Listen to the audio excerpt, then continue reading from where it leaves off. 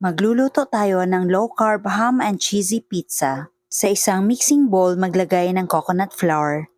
Then add green dahan sea salt, baking powder, golden monk fruit erythritol blend, psyllium husk powder, at haluin ng maigi.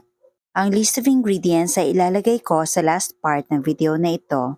Now, gradually add whole eggs. If you love this recipe, please like and share and follow me for more low-carb recipes and health tips. At ngayon, haluin ng maigi.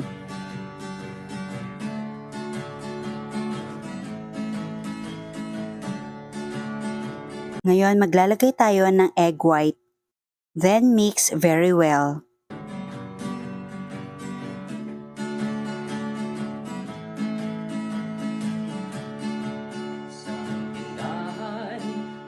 Then gradually add hot water. Pag-ayos ng iyong kalusugan, marami kang pagpipilian sa Cheddar's Trindahan.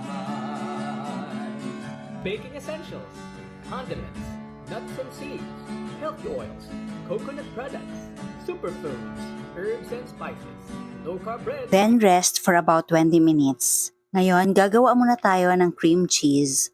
Naglagay lang ako ng all-purpose cream sa cooking pan. Then add green dahan sea salt and grated cheddar cheese. Kakaning at may sugar-free ulam pa. Mix the ingredients until well combined. Kailangan ma-achieve natin ang creamy and thick consistency. At ngayon, set aside muna natin ito. At balikan natin yung dough. Ilapat na natin sa pizza pan. Spread lang natin yung dough gamit yung kamay. Bale, may pasobra po yung dough natin. Dahil maglalagay po tayo ng cheddar cheese. Tapos dahan-dahan i-fold yung dough. At tusok-tusukan lang po natin ito gamit ang tinidor. Then bake at 150 degrees Celsius for about 20 to 30 minutes. At ngayon, maglalagay tayo ng green dahan tomato ketchup at syempre yung cream cheese na ginawa natin kanina. Then put your desired toppings.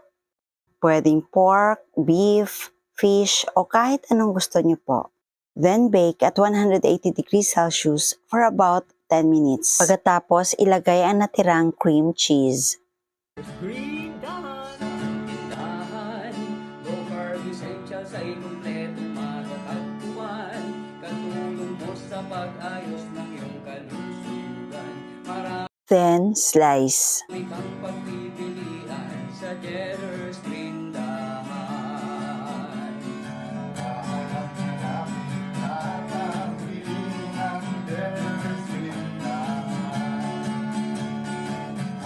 At ito na ang ating low-carb ham and cheesy pizza.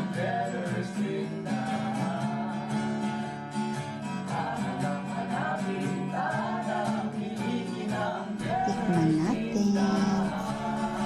Ang ganda tingnan ng ating ham and cheese pizza.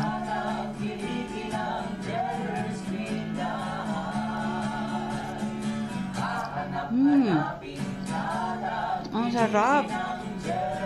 Alam nyo, kahit walang mozzarella, sobrang sarap talaga. Hindi kailangan maging expensive. Tamang timpla lang talaga.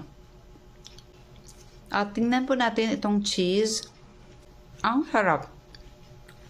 You must try this.